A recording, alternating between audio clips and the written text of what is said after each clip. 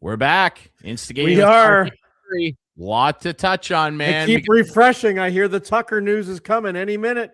Yeah, we're tracking flights again. Tracking flights. And we'll dig into that. I don't know if we should be. Treated us so well last time up here. His best friend has reservations at a sushi restaurant downtown Toronto. Don't say that. No, don't say it's that, not true. Right? It's not true. Yeah, of course it's not true. We will dig into that as it's January. We're still waiting for Kyle Tucker. We're waiting for Bo. We'll get into all that stuff. I want to just say before we bring in our guest, yes, for the second week in a row, our guests are now contacting us and saying, "Hey, when are you recording this week? Can I hop on?"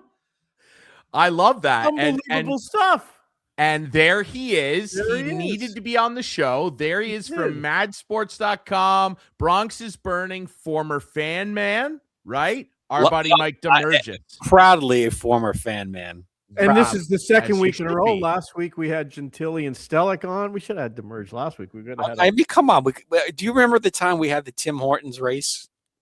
We had the garbage cans, and I forgot. I think I had Ian in the garbage can, and we did like a garbage can race to Tim Hortons and back. I lost. We lost.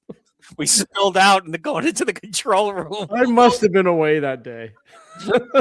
Millman knew nothing about it. Nothing about it. You instigated it, I feel. That's the show. That's I don't remember that at all. Classic Clarkey. He instigated it. No. Well, Damergis, it's great that we've got you on because I'll tell you what, talk about instigating. That New York market and the ownership of the Giants instigating a pretty major shift in tone, in culture, and in direction this week with the signing of John Harbaugh, who was out of a job all of 3.5 days. Do you think that this is the type of move that can do for the Giants what he initially did in Baltimore and maybe bring them a long-awaited championship again? Everybody's been crying for this move, bring an experienced guy in, someone that's going to stabilize everything. Look, for 35 years, the Giants had Bill Parcells as coach, Ray Handley, Dan Reeves, Jim Fassel, and then Tom Coughlin. Since then, Ben McAdoo, I called him Bob McAdoo initially, former Knicks player, Pat Shermer, Joe Judge, and Brian Dable in that period. And it's been a disaster. The idea of bringing a offensive coordinator or defensive coordinator, someone young, was just not going to do this time. You needed to stabilize the market. The Giants are a very proud organization, much like the Leafs in Toronto. They're respected around the league, but they've become a joke lately. I mean, when you're being mocked like the Jets, and I'm a Jet fan, and the Jets are as bad as you can get, the bottom of the barrel of pro sports, they should be de-elevated to the UFL, just like they do in soccer. But the Giants, I work for their organization. The Mara family's dynamite, very respectful, one of the original teams. And they needed to make a move like this to stabilize it, and they need to, do something with this kid. They have a running back, they got a wide receiver, Malik Neighbors. The offensive line is turned around, and Jackson Dart looks sensational when he was healthy. I haven't seen anything like him in a long time as a New York quarterback. Is it getting out of control? Though $100 million for a coach. This is craziness. Yeah, I mean, whoever thought we'd see anything like that? I mean, come on, that's just incredible.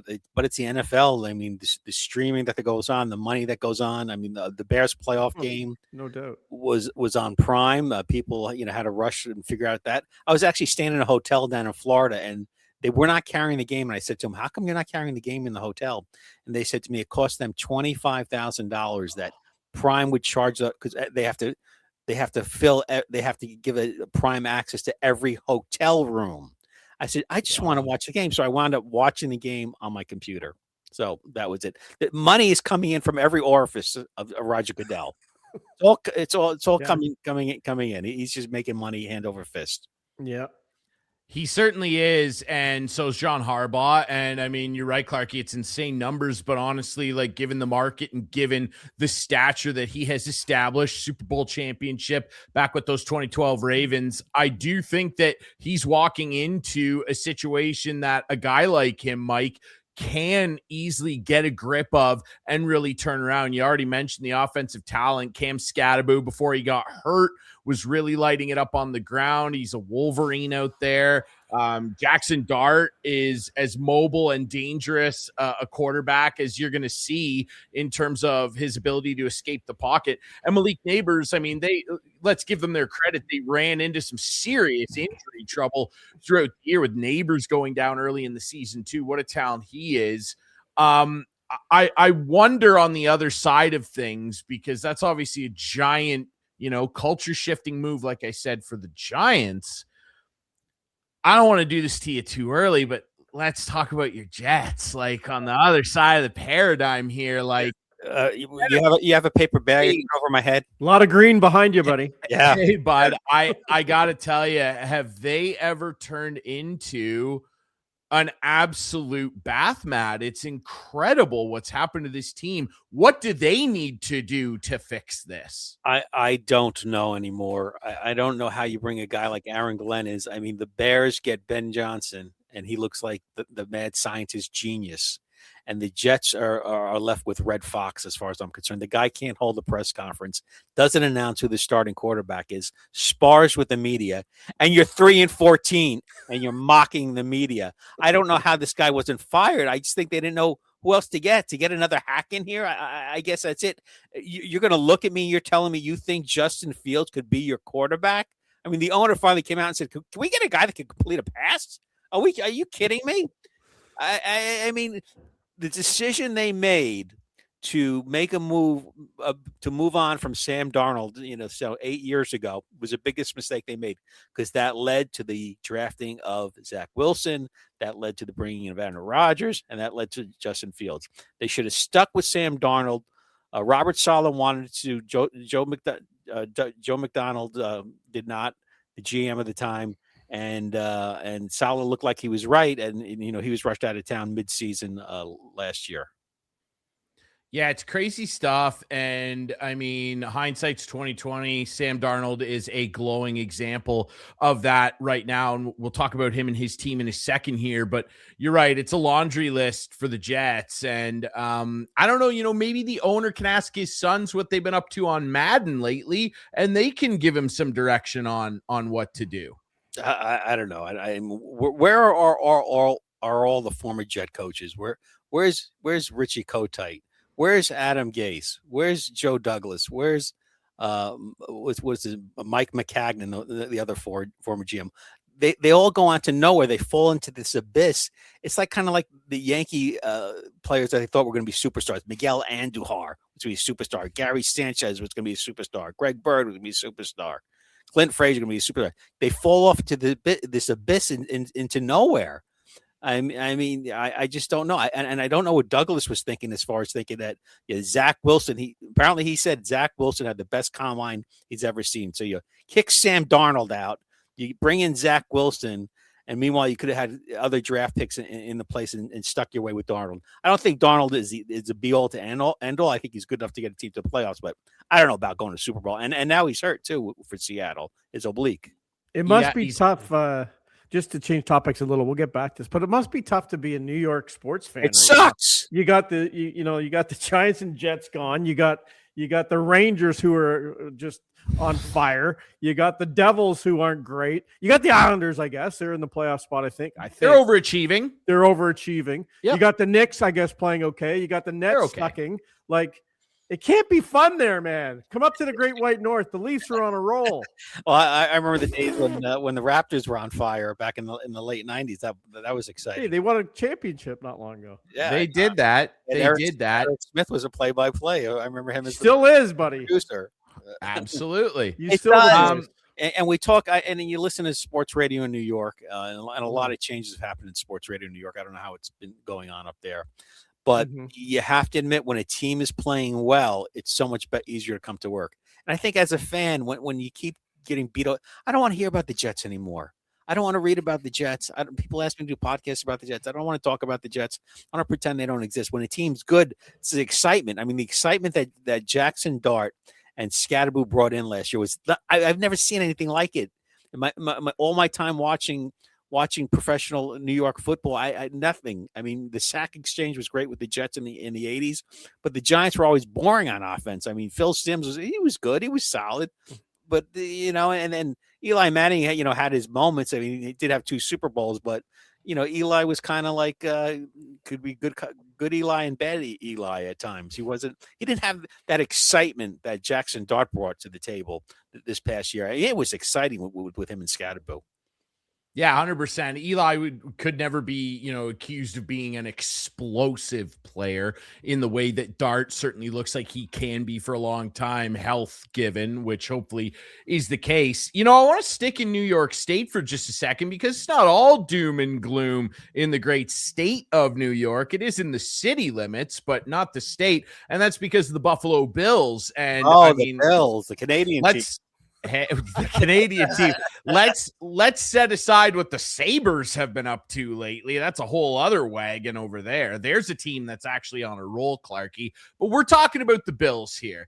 Josh Allen, if he doesn't bring the Bills a Super Bowl this year, no Mahomes in front of him, no Lamar. That's Clarkey's alleged team. Allegedly, he's a Ravens fan. We'll see if that lasts any longer. No Lamar Jackson. If Josh Allen can't do it this year, Damerge, would you consider that a massive failure? I think I might. Absolute failure. Absolute. Mahomes not in the playoffs.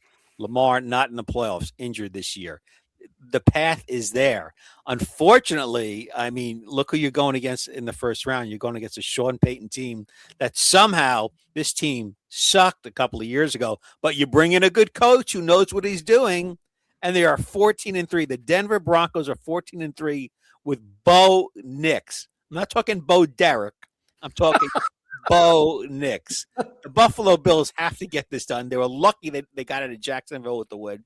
It's there for the taking to get this done. And you never know. I mean, if Houston's I wouldn't want to play Houston. I'd rather play New England, to be honest with you.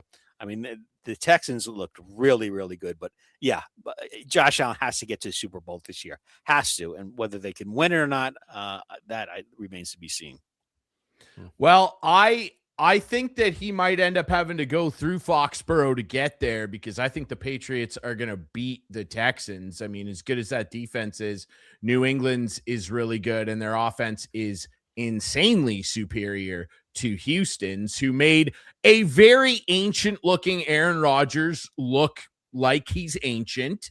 Ooh. And held that run game in check too. But, hey, you got to beat who's in front of you, and much the same on the Bills side. I mean, this Denver team, they're going up against a monster in Josh Allen. We're going to see what they're really made of here. They beat some good teams this year. That defense is scary. We're going to see what they're really made of if they're ready for the smoke of the playoffs now, because this is a big, big test for them. I have one more thing I want to ask you football-wise, and it's to do with my guy Drake May in New England and Matt Stafford. It was an argument point right through the final few weeks of the season. Who's the MVP in your mind, Damerge? Is it my guy, Drake May, or is it the wily veteran, Matt Stafford? If there's a minute left in the game and you're at the 15-yard line, who do you want having the ball? I think I want Drake May. May. I disagree with you on that. I'm going to go. He doesn't have the longevity. He doesn't have the longevity and the provenness in the playoffs, certainly, that Stafford has. Everybody would take Stafford. I'm biased. I'm a New England fan. I think Drake May's the real deal, and he's going to shock some people. But I understand your point. Yeah, I mean, I think he's a real deal. I mean, he might get MVP. I mean, Vrabel might get Coach of the Year. I mean, there is that possibility. Vrabel's been outstanding. I mean, come on now. I mean, the Jets had him in the building, and they wound up with Aaron Glenn, but they were never going to sign him. He was never going to be a Jet. With all the experience that Stafford has, I'm going to go with him. I think he's the MVP. I mean, Drake May's done a lot, but I think he's more a result of Vrabel, and I think Stafford's just the maestro at this point, the old professor who's just getting it done. I know he jammed his hand last week throwing a pass and everything like that, but I'm going to go with the maestro. I mean, I'm going to go with the old professor here. I understand that, and Matt Stafford's a great player. He's walking into the Hall of Fame someday, already a Super Bowl champ. I do think that Drake May did more with less. I don't think he did more with less. I know he did more with less. He does not have Devontae Adams. He doesn't have Puka Nacua. He doesn't have, you could argue the tight ends are a wash. Hunter Henry's revived his career. He doesn't have that big number one target, let alone 2 number one targets that Matt Stafford does. And he made a lot of magic happen. Yes, a light schedule. But it'll be an interesting debate for sure. But I won't be upset. You brought up a good point, Damergis. I won't be that upset if Drake May loses the MVP this year to Matt Stafford, because I think Drake May's got 3 or 4 in him in his future, the way he plays and manages games. I'll be very upset if Mike Vrabel's not coach of the year. I'll be personally offended if Mike Vrabel's not coach of the year. Take a team that won 4 games last year and do this. Yeah, you know what I'm excited about? All the young players in the game right now, and especially in Chicago. Caleb, man, what he's done sensational with the mad scientist Ben Johnson's done for turning that franchise around. I mean, you talk about losing and a team that can't win and hasn't won a Super Bowl in 40 years. The '85 Bears, one of the great defenses of all time. Yes, crushed the Patriots to the Super Bowl 46-10. Shut out the Giants 21-0 in the divisional game.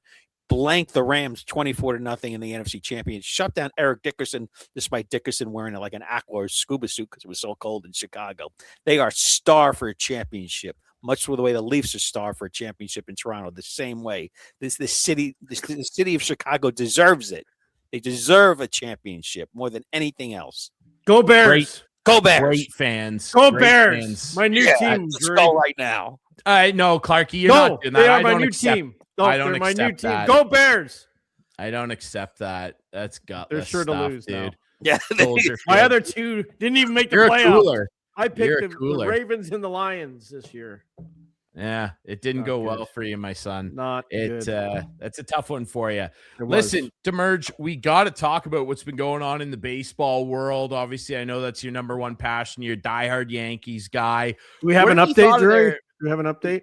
No. I don't have an update on Kyle Tucker. I don't have an update on Bo Bichette. The latest I heard was that any old time now he's going to sign with the Phillies on a 3-year, $75 million deal. Because he had a Zoom meeting with them. He must be. He had a Zoom meeting. Him and Donnie Mattingly, Damergis' old buddy. Zooming around, dude. Yeah, what happened to Donnie? He left. I don't know. I don't know. What's up with that? I don't know. I don't know what that was, but I got to ask you, we'll start with your Yankees. Like, what do you think of their offseason so far? And have they done anything? Nothing. They almost got Edward Cabrera. I mean, they almost got Does almost count? And no. The Jays almost got Ohtani. They did almost get, how are you feeling sitting here today, Mike? It's January 15th. I'm excited about the Giants. I'm excited about the Giants. You're That's how Mike feels about the Yankees. He's excited about the G-men. This is my answer about watching the Yankees. I watch when Aaron Judge comes up, and then I change the channel after What's going on? Why has it changed? There's a shift here. The Mets seem to be in the middle of everything, and the Yankees aren't. That never used to be the case. No, well, you have Hal Steinbrenner, who's has to, as he says, he has a board to answer to. Which could you imagine George saying that? Clarkey, you had Steinbrenner on. I mean, I did. He was my best moment ever. It really was, and I remember listening to those shows driving before I was working. And I go, they got George Steinbrenner on. This is so cool. He would spend the money. I mean, he gave Hideki Arabu. Remember that Seinfeld? He gave Hideki Arabu all that money. He would spend money left and right, and it's just like. The Yankees, you could get enough players. The Yankees have enough money to get enough players to win their 90 games, get in the playoffs.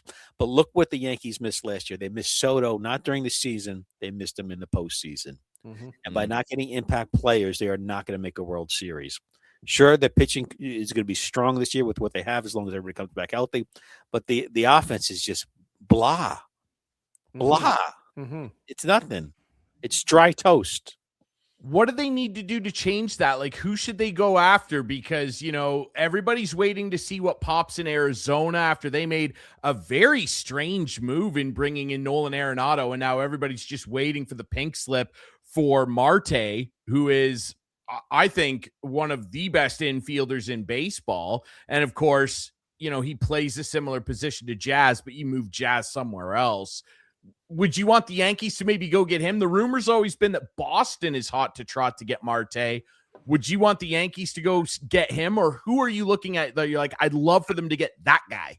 I mean, I kind of wanted them to get. They needed a third baseman. They haven't had a third baseman in years. They haven't had a steady first baseman in years. And you don't like McMahon? He hits. Can we put somebody in the lineup that doesn't hit below 250? Why did it become socially acceptable to hit 250 and be a professional major league hitter? I mean, I don't know, brother. I don't know. What about Bichette? I think Bichette's a nice fit, but it looks like the Phillies are eyeing him. We'll see. You never know. The Red Sox. I tell you, the way they've talked up here, if the Jays don't get either Tucker or Bichette, it's a failure because they're thinking they're going to get one of these two guys.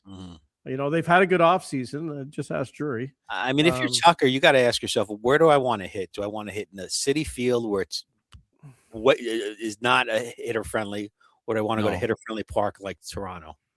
Yeah, sounds like it's between the Dodgers, the Mets, and the Jays. That's what they're saying. New York is taxed just as bad as Toronto's tax, so the taxes are terrible. So either way, and you have a better lifestyle in Toronto than you do in New York. That's for sure. Well, and the thing with Tucker too, you're right about the field, and then does it come down to something as petty, in my opinion, as the tax situation? Like, Rodgers will make sure he gets plenty of endorsement money from 12 different organizations. Kyle Tucker, if he signs in Toronto, will be plastered all over. Can't you defer the money? Like, can't you defer that? So when he's retired, they can ask the Dodgers. He's living in Hawaii or wherever he doesn't. Yeah, you can defer money 40 years. Right. You can actually pay the next 2 generations of a guy's family if you want. I got to admit, it's been a pretty boring off-season for baseball. There's no juice. There's no big. We excited up here, man. I don't know. Well, you were in the World Series. You're trying to get back to the World Series, but overall, just baseball nationwide. I agree. It is weird because of in hockey, July 1st, boom, boom, boom, boom, boom, signings. The Jays jumped out early, made an early signing, but then it's been quiet. It's been absolutely pretty much nothing going on. But everyone seems to be waiting for the Tucker ball to fall. I mean, is Tucker all that? I mean, really? I mean, what are we talking about? I'm trying to think of the hockey player that was up in Toronto, and then I'm trying to think of his name. How long? There's a lot. Late 90s, and Bill Waters, like, you're making this guy out to be Wayne Gretzky or something like that. Like, is Tucker really gonna be Don Mattingly or anything like that? I mean, or is it Wade Boggs or that nature? Hopefully he won't be Mattingly, because hopefully I don't know. Championship. Don't disrespect Donnie Baseball. I think how heartbreaking was lost, man. I felt for you guys. Everybody wanted Donnie Baseball to get one for sure. And maybe he can in his new home. But look, Tucker's really good. I don't know if he's those guys, but he is as dynamic a superstar outfielder as you're going to find. I mean, mashes for power, lefty, plus defender, runs the base as well. Doesn't get hurt very often. And I think that he's a guy that at the Dome, I would be expecting consistent 35 home run seasons out of that guy in his sleep, and mix a couple 40s in there too if he's healthy, which he usually is. He's a really, really good player, and he's the best player available, so he's going to get the cake. But he's not like Juan Soto. I mean, he's not. No, he's not Juan Soto. He won't get $750 million. He'll get, I mean, $400 million. 22 home runs this year, 266. I mean, really? That's the best you're going to sell me on? And he's going to be a savior to anybody? He can put you over the top. He can really put you over the top. For $50 million, Chris? That's the Mets offering him $50 million. The Jays are not offering him $50 million. I bet you they are. I bet you they are, because they want him. They want him bad, and Ed Rodgers would sign that check. Because when you combo him with a Vlad, he's not going to be the centerpiece, but when you combo him with a guy like Vlad, then you've got a real nice setup. Like, yeah, he's not Judge. He's not Soto. He's not Ohtani. He is a tier below that. And the defensive work that he can do is really incredible too. Boy, Vladdy is a superstar, man. He just hits with under pressure. So I doubt he showed that last year. I mean, The playoff run he had, Damerge, I still and the defense too. He's Gold Glove defender. It's unbelievable. I didn't see that a couple of years ago. I mean, I thought this guy's going to eat himself out of football like baseball, like Cecil Fielder. I thought at one point. Ryan and I have had those exact conversations many times. People were scared. And give this guy credit. He knuckled down and said, "I want to be a baseball player, and not only a baseball player, I want to be a great baseball player." And he has turned himself into an unbelievable first baseman where I expect automatic outs every time, picks the ball extremely well. He had the best pick rate among first basemen over the last 3 years, as a matter of fact. It's really incredible what he's been able to do. And then obviously in the regular season, you'd like to see the power return, but Damerge, like we talked about it all fall, even without the championship at the end of it, I think it might have been the greatest playoff run by a Toronto athlete maybe ever, outside of who? Kawhi Leonard? I don't know, Clarkey. You give me your thoughts on that. Carter. I mean, Carter. But did Carter mash like that? You had Robbie Alomar on that team. I mean, you had some players. Alomar had that big home run off of Eckersley. But did those two guys? I was an infant when that occurred. Did those two guys individually mash like Vladdy did throughout the entirety of the playoffs? He started and did not stop. Yeah. Mm-hmm. Well, the difference was that those teams won back-to-back. They did, with an incredible lineup of players that this Jays team did not have. They were a workman-like team that played good defensively, and it ultimately came up short for them, and they got some unbelievable performances out of guys that you never would have considered. Back then, you expected that Jays team to win. Yeah, like you look at the Ernie Clements of the world, like those guys had a hit record. You know, like George Springer, like Barge. A year ago, we were thinking, what are we going to do with this guy's contract? He's so overpaid. And he had an unbelievable season and an unbelievable postseason, playing hurt, hitting that home run in Game 7 against Seattle. I was there. We know you were there. Unbelievable. Did you see that clip of me? No, I did not. We'll send it. We got to get that up. Yeah. We got to play that again. How can we get that on here? How excited is the city to start spring training? Are they excited about it? I mean, it's got to be pretty excited for the first time in over a decade now, right?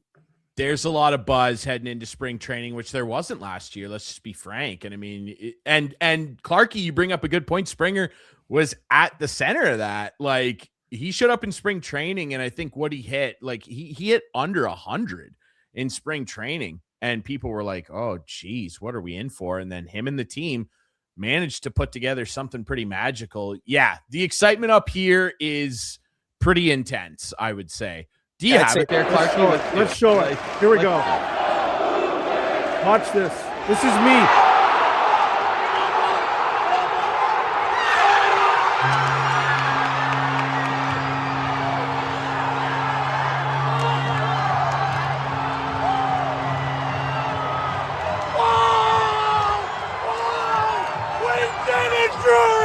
We did it!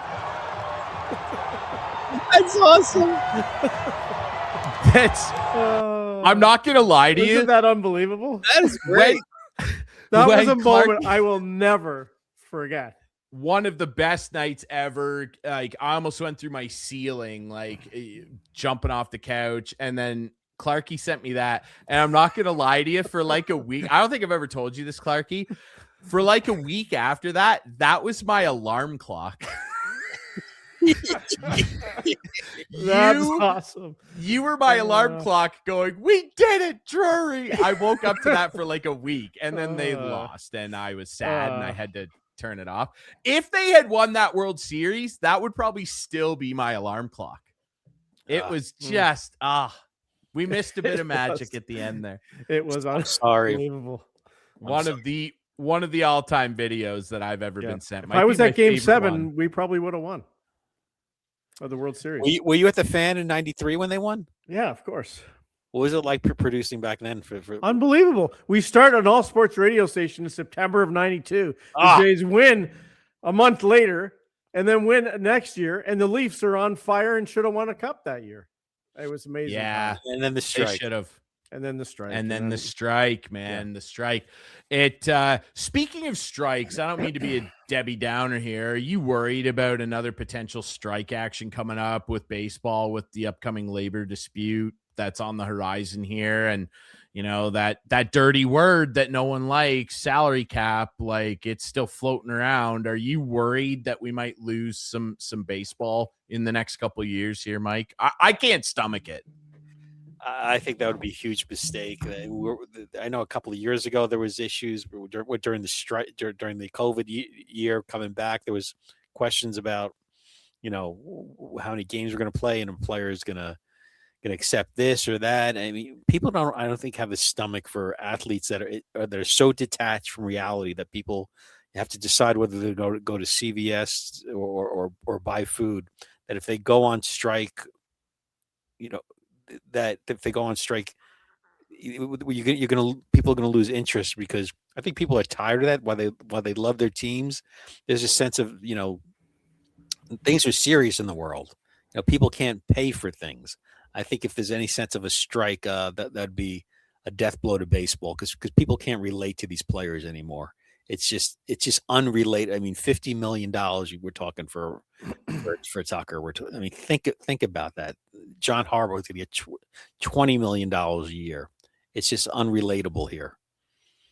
I completely agree, man. And I mean, like, I'm looking at the hats behind you. I've got a bunch of stuff behind me here. Like, I accumulated a bunch of this stuff as a kid. Like, hats are $50 now, like for an okay hat.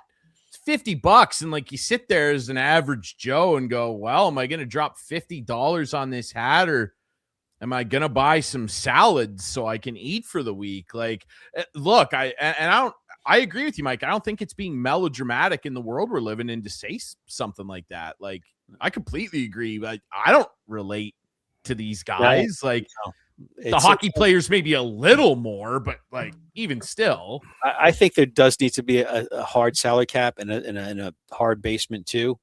But the basement, you know, yeah, it's the system currently is kind of working, because it's penalizing the Dodgers. It's, you know, going to penalize the Yankees if they go over. It's going to penalize the Mets, and it's going to the smaller market teams to keep them in business where they're making money. So the system is kind of working in many ways, and the Yankees can't do what they used to do because other teams now have the wherewithal to stay in contention longer, not sell off players, and it's hurting for the franchise like the Yankees or other teams that once would buy players. The Dodgers seem to have it figured out. It's like you put on a Dodger uniform. I mean, and I know we're in analytics and stuff, but Dodgers are exciting. They make baseball exciting. The Yankees outside of Judge are freaking boring. I have a hard time disagreeing. Like, it's incredible what they've been able to achieve, and it is kind of old school. It feels like the Yankees of yesteryear, what they're doing, flexing their muscles on everybody. And good for them. I just, like, if they get Tucker, I'm gonna barf. Like, I can't do that. Like, and you mentioned how boring, you know, this offseason's been to a degree. You know, picked up a little bit recently, like the Cubs out of nowhere get Bregman. Okay, that's good player. Welcome to Chicago, I guess. But if Tucker goes to Dodgers, like, how boring is that? Like, that's not a fun narrative to merge. Like, what if they get both him and Bo? I won't watch. It could happen. I won't watch. It could happen. You know, what is their payroll? We're going to be $750 million. I mean, come on. When's it end? Do you know how much money this team and the Jays made in the World Series alone per game? It's incredible how much money. I thought baseball was dying. Well, you got to win. You're told. You got to win here in Toronto. I'm telling you that much. I would say that's true of about 26 Yeah. markets. Yeah. Am I off base there, Demerge? Like that's probably true of about 26 teams. I don't know about 20. I mean, in St. Louis, they'll always show up. The Cubs in Chicago, they'll always show up. There's certain cities that will, Boston, yeah. Anaheim, they'll show. Oakland. Oakland, they don't show it. You dirty Frisco, little. Frisco, they kind of show up. The Giants are... markets like the Yankees in Boston, there's anger. There's anger when you lose. There's like, this is BS. You spend consternation. Why aren't we spending more money? That is the question. Why aren't we spending more money? We're New Yorkers. I'm paying $15 for coffee and bagel. I want to eat the sandwich, not choke on it as I'm going to work in the morning because the Yankees are losing 7-6 because they don't have a bullpen to close things down the way they used to when Rivera was the closer. Mm-hmm. Yeah, that's a good point, man. Yeah, the $15 bacon, egg, and cheese and coffee. You can choke that down a little easier when the Yankees win 8-1 the night before, brother. I know the feeling. I understand where you're coming from. You know what I'm interested with baseball? With NBC's got the Sunday night game. Yeah. That changes the dynamic. You remember back in the day when NBC Sports with Vince Scully and Joe Garagiola did the game of the week. Remember that, Clarkey? Yeah. MLB game of the week. That was more of a Saturday afternoon. Saturday afternoon, though, yes. Yeah. But, but now people, watch more are home on Sunday night, so they know the viewership's going to be higher. Obviously. We need Mel Allen back. Bring him back out of the grave for This Week in Baseball. Vince Scully and Joe Garagiola. Yeah, the good old days. Yeah, I look forward to that. So you talk about spending money and how Bichette would be a good fit there in New York, and he obviously would be a good fit anywhere he played simply because of his bat. I don't know, his defense, it's improved. It's never going to be elite, and that's fine because he can match. Does anybody play defense anymore, really? Does anybody play second base like Robbie Alomar played second base? Ketel Marte does. Okay, out of all the teams in baseball, 3 players. I can't name many like elite defensive second. Nico Horner. God, I hope the Cubs don't trade him. I heard the Yankees would be sniffing around. There'd be a guy that Nico Horner would get the needle moving in the Bronx, I'm sure. But let's talk about Bichette. If the Yankees, you're the general manager, Demerge, what do you feel like you could put in front of Bo Bichette on a piece of paper at the bagel shop and slide it across the table to him and say, how about this? What are you offering Bichette? How old's Bichette now? Believe he's 28. I don't like 10-year contracts. I give him a 7-year deal. Okay. $400 million. You're giving him 400. Yeah. I think he's worth that. I mean, his back. Look, the guy for the injury concerns that you do have at times with Bo. That's why I'm not going 10. The American League in hits for 4 years. Yeah, and that's why I'm not going 10. I mean, the years of the steroid. 27. He's 27. Yeah, so you end it by 35. If you could end a player's contract by 35 or 36, you're golden. That's the way it used to be pre-steroids, Clarkey. You remember that. Guy turned 36, 37. They had 1 or 2 years left, and that was it. Not playing into their 40s. And when these guys, who was the guy? Marty Cordova that came over from the Twins. I remember seeing him in the Jays locker room, and he looked like Lou Ferrigno. I mean, the guy was jacked. I misremember all that. I don't know what you're talking about. I never did that. It's rare that like guys can kind of hold on. I mean, the David Justices of the world and the Big Hurts, like that's a rarity. And if you can get away from guys at 36, 37, it'd be ideal. Yeah, like I'm really interested to see what happens with Bichette though here, because like it's getting late early, right? It's getting late early, and you sit there and go like, yeah, he probably is worth that with the bat, but then why aren't people lining that up? And it probably is his health. And on that note, this has been talked about a lot this offseason. The guys on Talking Baseball talk about it all the time. I'm sure it gets talked about a lot in your market, Demerge. Do you feel like baseball needs to set a hard free agency deadline? Like, you got to sign guys by like the first week of January. No, like, I'm not hearing much of that, to be honest. No, that's stupid. Yeah, I'm not seeing the writers. Why? About. What? Like why? Why? Well, like, it would tell me make why things happen. Things are going to happen when they happen. How many people have been talking baseball and talking Tucker and Bichette for the last 2 months. Baseball Yeah, but loves nothing that. happens. Yeah, I guess they do. I'm telling They're you, stretching it out. It's been Dullsville. I'm telling you, it has. And here in New York, there's nothing to report. There's nothing going on here. You right? got to get in on the action. That's Frank why. Drebin, nothing to see here. Yeah. You know what I'm saying, nothing to see here. It's been Dullsville, really. It's people are kind of just you know, the Yankees are the Yankee fans are kind of like, what are we going to do now to screw this up? Because they know that the Steinbrenner family is not going to spend the money, and they don't understand why. And you have this That's you know- wild. Okay, this but listen makeshift lineup. Listen to me. They don't have a third baseman. They have a shortstop that doesn't know what the hell he's doing. They got Jazz Chisholm looking at the lights in at second base. I don't know who's playing for who's on first, what's on second. I don't know. Third base. Yeah. Listen to me. Go ahead. That's what we thought here. Shapiro and Atkins. Nobody had trust in these guys. Nobody. Rogers, the owners, they're going to screw things up. They can't run a baseball team. They had Anthopoulos. They let him go. They had Beeston. They fired him. Nobody thought this team was going to do anything, especially with Shapiro and Atkins. Well, look what happened.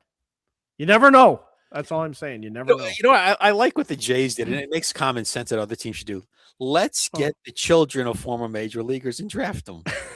What a novel concept that is. Yeah, let's get Dante Bichette. Sometimes it works out. Yeah. I mean, there are the Kevin Biggios of the world. No disrespect to Kevin. I like the kid. I wished that things had worked out a little better for him. But hey, I mean, they've hit on quite a few, and that's great. But yeah, it's, you know what, guys? This year's going to be awful telling because everybody's jacked up. Totally different vibe heading into spring training this year, and they deserve that vibe. They earned the vibe. This year will be very telling because was that a one-off?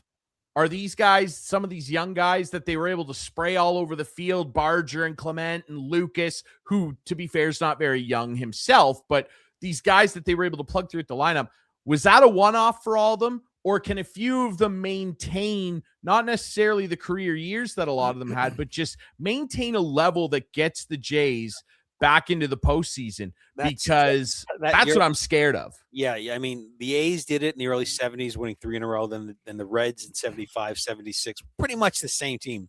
But the Yankees, they made the World Series in 76. By the way, they added Reggie Jackson, Mike Torres, and Bucky Dent in 77. 1978, they added Goose Gossage.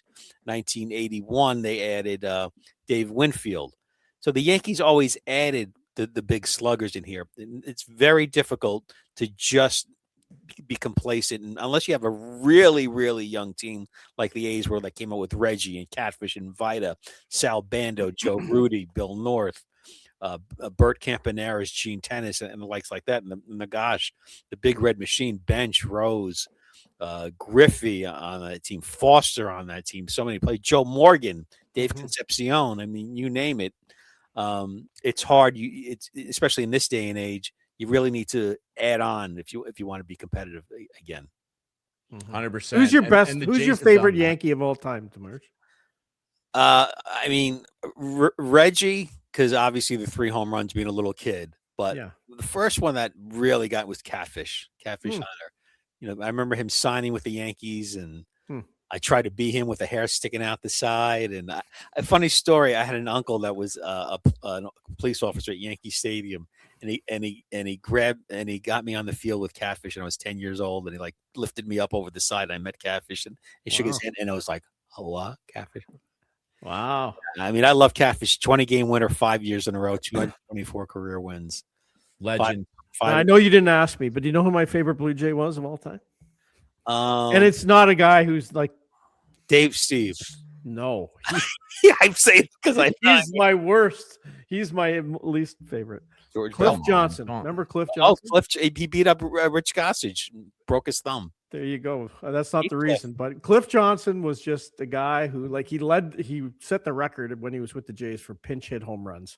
I think he was with the Jays twice, wore 44 the first time and 00 the second time. I met him at Exhibition Stadium in the parking lot, big, huge dude. And he came out of the clubhouse, and he had a duffel bag, and it was full of beer. And he goes, "I got free beer here, fellas." Who's your favorite Maple Leaf? Oh, Wendell. Wendell Clark. Yeah, Wendell, Okay. for sure. There was nothing ever like Wendell. He was the best. I don't know why I thought about this the other day. I was thinking about the time that was Dave Keon came into the studio, and he hadn't talked in years, and he talked to Gordy for like an hour. Yeah, and I was telling my class too the other day about Tiger Williams when we did a remote. Oh yeah, and Clark goes, "Well, go downstairs and bring Tiger upstairs." I go, "Well, what does Tiger Williams look like, Gordon?" He goes, "Well, he looks like a tiger." You'll know him. You'll know him. You'll see him. Yeah. And he was right again. He had those crazy eyes. Oh yeah, man. And Wendell would get the crazy eyes too when the wires crossed. Wendell, like Wendell he's a drop legend. anybody. He went after some big boy. Dave Brown, like, oh my God, the guys he would fight, and he was what's Wendell, 5'10", 5'9"? Like, I just saw him 2 weeks ago, and he would just absolutely maul these big guys. Yeah, hey, that'll endear you to a fan base for sure. For the record, my favorite Blue Jay, Roy Halladay, the doc, man. Can't go wrong with that. Absolute legend. Yeah. Anyway. I don't have a favorite Maple Leaf. Maybe Darcy Tucker. Good choice. I loved Tux because he was just a little rat. When he submarine Mike Pekka that one year. Oh, your favorite Argo, Clarkey? Conrad Holloway. Okay. Going back. Conrad Holloway. Yeah. Won the Grey Cup 1983. Now, who was Demerge? Who's your favorite Jet? Joe Klecko. Number There 73. Joe Klecko. There you go. Not Joe Namath. I don't remember.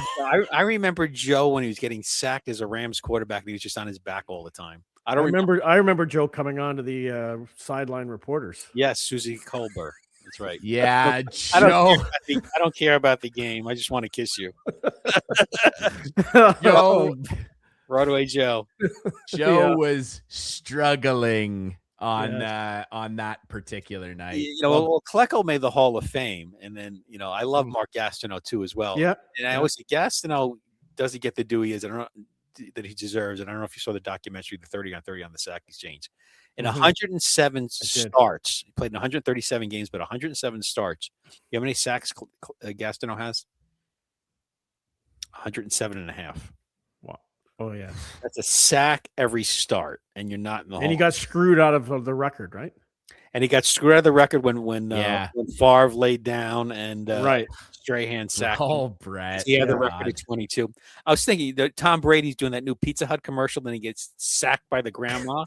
Yeah. I think they should have Favre ring the door, bring the pizza, and then Gastineau sack him. That's a good idea.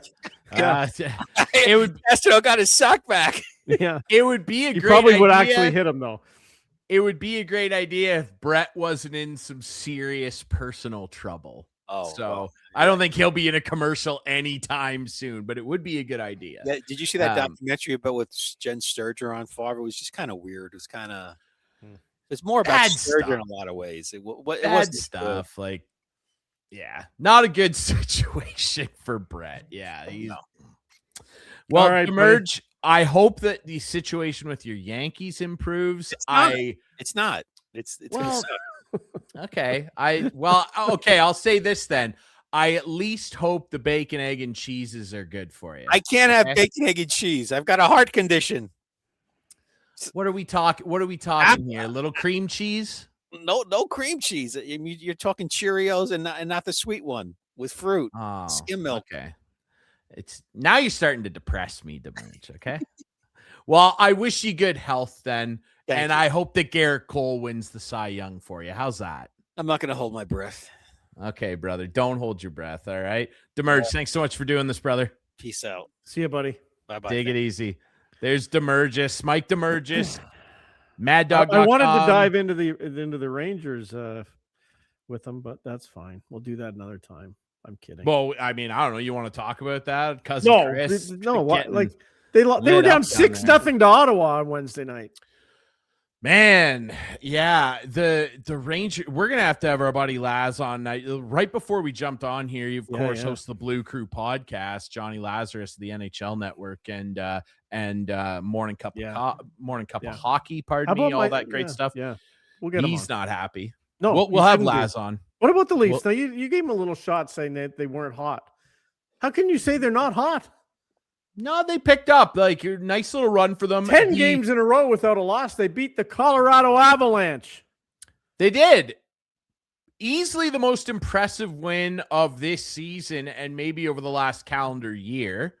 Going into my high and doing that. And then I guess all the gas was gone because the other night it was right back to regular old Maple Leafs. Well, don't say that. You can't say that. They're not regular old Maple Why? Leafs now because they're playing a lot better. They're ahead of your Washington Capitals. They're playing better. They're in a playoff spot. How can you say they're not playing better? They They're are 5 playing points better. behind Montreal. They're playing better. Montreal, the be all and end all. They're what everyone's saying. How great Montreal is. They're 5 whole points or 7, whatever. Not too far. Well, I think what people are talking about with Montreal is more so the outlook into the next like 3 to 5 years. That's my opinion. We got a guest in the studio. We do, and he's got his. I can't believe it. I can't believe this. We wanted to chat a little bit about the game, Jury. Wow. And he's back there too, just on the wall. Producer Adam. But that's Team Canada, so. Long-time I'm producer I'm back. of Instigating. He's back. Producer Adam. Wow. Thank you. How about that? How you doing, brother? I mean, tough one for you to swallow the other night. You got a point out of it, though, and We did. really care. Your team is so hot. Like, They are good. They're really good. Well, we But only the have Leafs are 4 better. losses on the entire season too, right? So. yeah, you can't complain to Clarkey here. Like, you No. can't complain. No. But we had a little talk before the game, and Yeah, we we did. exchanged some messages, and Yeah. it was a good hockey game. It was a great game. I slept through the second period. That's okay though. It was a late game. Woke up, had to, at midnight, and was chatting with Clarkey for the overtime. Yeah. And boy, it was an exciting overtime. It was for you guys, and McKinnon blew a tire, but he almost let it in. It hit the crossbar or something. Yeah. They were talking about it on Altitude Sports today, and the Sportsnet was the only one that had the replay where you could see that McKinnon almost put it in. Mhm. And then I forget who scored for the Leafs, but he blew the tire down score. Yeah, Nylander. Thank you. That's how it was Cowan, wasn't it? I forgot who scored for you. No, Cowan scored the OT winner against Philly. Nylander scored the OT winner against Colorado, buddy. Cowan got a goal. I shouldn't know that. It off of Sorry, it's all these overtime wins are all melding together here for me. Right. Well, we only have 4 losses on the season, and most of our losses are in overtime. So I feel your pain. And that's fine. But what happened on the boards there with McKinnon? Like Nylander stripped him. Yeah. And then he couldn't catch him. Why couldn't McKinnon catch him? I'm just going to say. If that was Matthews, I would never hear the end of it. Oh, for sure. Getting stripped on the boards and then not catching the guy. Let me just scroll back here, Clark, if I can. Where do we go? Hold on. Because you said that to me. Where was it? Don't worry about it. It's all good. It's all good. The only difference being though that like McKinnon doing this, he'd be ranting on Matthews, and I'm pretty sure I said something effective. Don't worry, I'm doing that right now for Ryan in his place for McKinnon. Yeah, but like here's the thing though, like you can't rant at Nate McKinnon because he does everything, and like these guys. You can if he fails in certain circumstances. You can I don't be think critical he's the guy in certain spots. You can be critical of someone in certain spots. Of course, you can be critical of someone. Exactly. Of course. Exactly. I don't know if he's our Team Canada rep. We got him like, why are you blowing a tire? And now we're going to Milan. What the? Exactly. Are they going to Milan? Yes, this time at least. We really hope. I don't know where you are on the show, but I really hope everything. Okay, goes Drew, well. we don't want to hear it. It's fine. Nobody gets injured, and Bettman continues to allow Olympic players from the NHL to participate. That's another thing that Gentili was talking about today. I happened to be listening to him on the way home from work. There you go. I was like, "Ooh, you got a good point there, Mike." And he was great on your guys' show a little while back. I was like. Last week, we had him on last week, and that's a big talking point. And I believe on last week's show, I brought up that quote I heard from Elliot Friedman on his show, 32 Thoughts, where he said, the owners and Gary Bettman will get even with the IIHF over this. What that means, I don't know. I think I know what it means. And what I think it means is next time they're cut out. They won't be going unless the IIHF covers the health insurance. Oh, yeah. Well, did you hear what and they have no Milan say in today? anything. They were doing a test game in Milan today, and they had a pothole on the ice, and they had to stop the game and fix it. But that happened last week too. They had to bring the watering can out in the ice. I don't know who I was talking to. Somebody. The ice surface isn't even the right ice size, right? Am I right? No, it's not the right size. Yeah, it's 3. So is it about the size of the Hanover Barons rink? Like, what's the size? I haven't been following this. You guys fill me in. Hanover Barons right in the official size. I don't know. I think it might be so.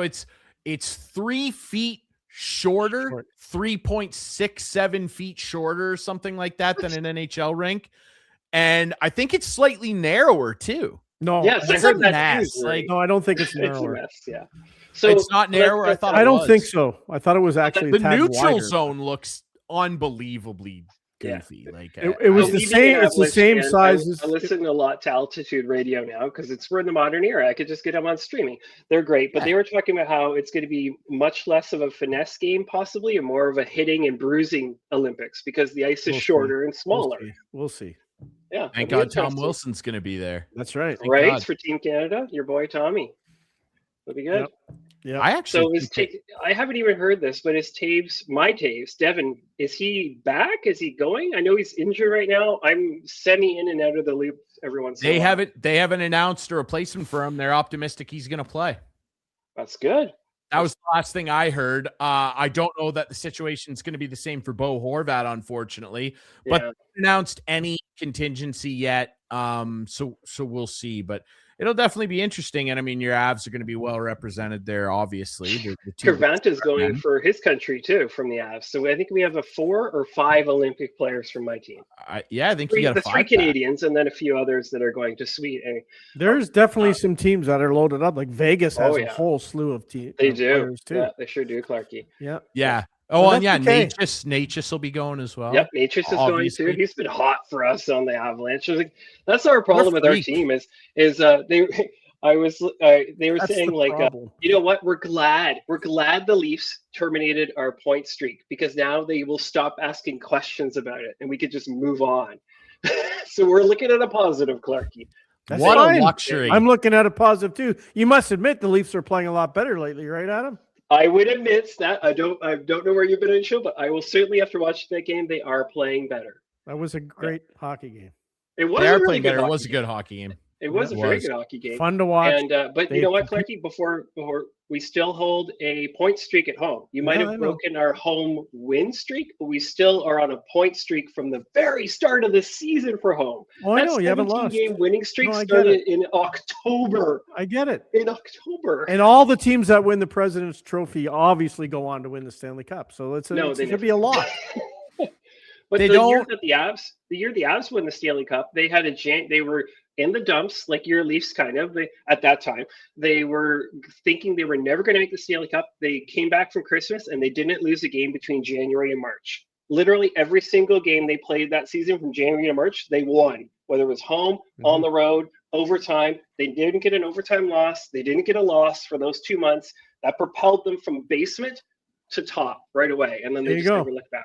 There you go. Who knows? And we have a rematch coming up, I think, in a couple weeks. Yeah, at the end of the month. We're there you go. We'll get you back on. Maybe we'll win in your home ice instead. Maybe. Leafs are pretty good at home too. Yeah, they are. They're better at home, that's for sure. What's going on with the game tonight? You guys must have discussed that with Marner coming back. We haven't even talked about it. We haven't talked about it because he's like, I don't care. I don't care. He's got to come back to Toronto first, then the noise will kick in. That's next Friday. See. That next Friday. Did I hear that wrong? I thought the game was tonight. It's not tonight. It's in Vegas. In Vegas tonight. Next Friday in Toronto. There you go. Anyway, we got a wrap, Ryan. We're getting the wrap from our producer. We got a wrap. We got to do it. Producer Adam is back on to you guys. Yeah, good to see you guys too. It's great to see you. Good luck to your Avs. Already. Thank you.